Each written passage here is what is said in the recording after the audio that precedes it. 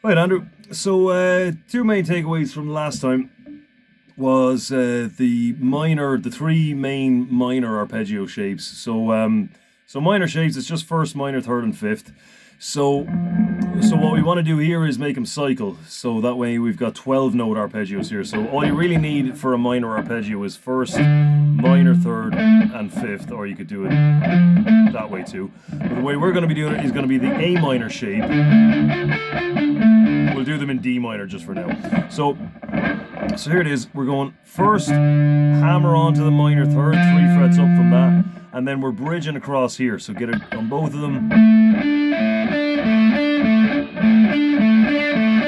And so just gonna work on no overlapping notes. So as soon as there's enough pressure on the G string to get a note out of it, there shouldn't be enough pressure on the D string, right? So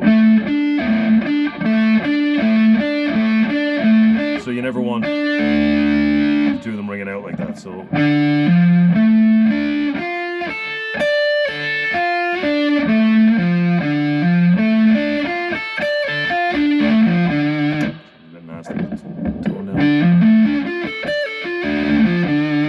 okay, so the next one is the E minor shape. So this one starts on the third, okay?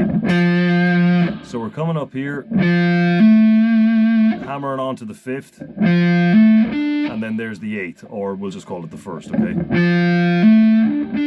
Now we've got a triple roll here. So this is all based around your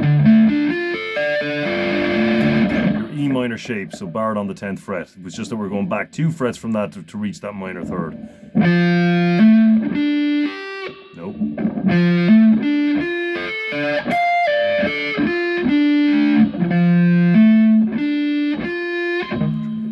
Clear out of there. 1 second. Okay, that's a little bit better. Okay, here we go.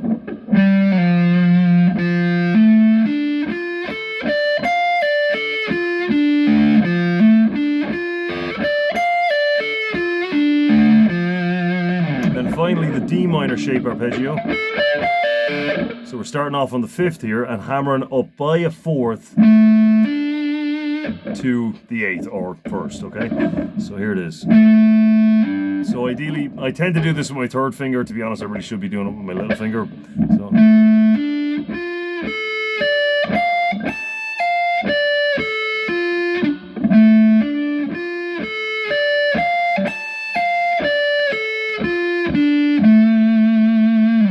Okay, so those 3 shapes on their own. Just make sure that obviously we're picking most of the notes. There is a hammer on at the start and a pull off at the top of all of them, but try to get it as close to legato as possible without it technically actually being legato. So no overlap between the notes, but no gaps either, right?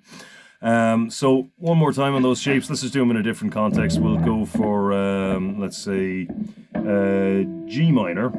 This time we'll start on the E minor shape, so we're going back 2 frets for that minor third.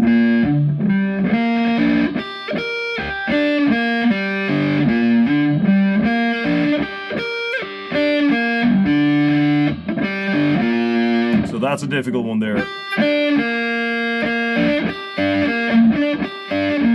Very particular amount of pressure you need to get on that to only get 1 note at a time on that.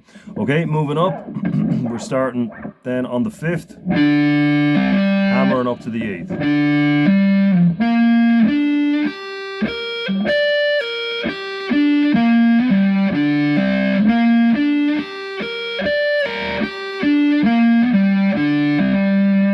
then finally the A minor one, the one that's starting on the first.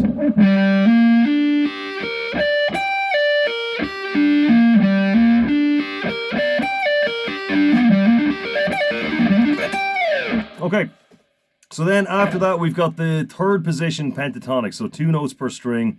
Obviously we want to ultimately get out of 2 notes per string, but this is a good way to kind of map out the fretboard. So we'll just do this in A minor. So we got the first position.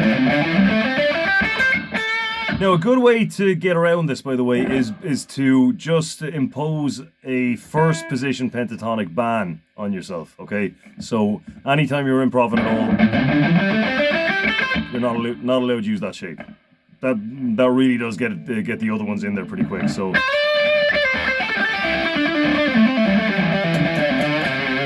Okay, so now an easy way to remember this is that you know the top notes of that first position, right? They're the bottom notes of this position. So from there, back a fret, going up by 3, same thing, just up by 2 this time, up a fret, up by 2, and same again.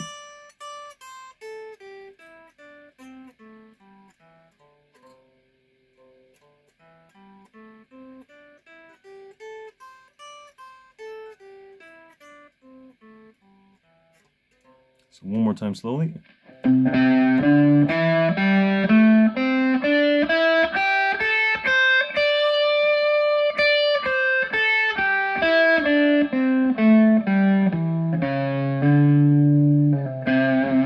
Okay. So yeah, again, just up and down on that, and just get familiar with it and just start playing around with it, and get used to the bends as well. By the way, so if you want to keep it pentatonic, this has to be a 1.5 tone bend. This is your 4th here. So you're going to get from the 4th up to the perfect, the 5th, the perfect 5th. Or you do have the option, if you want to get sassy about it, of bending up by a semitone. So tone or a semitone, tone and a half. This one's also a tone and a half.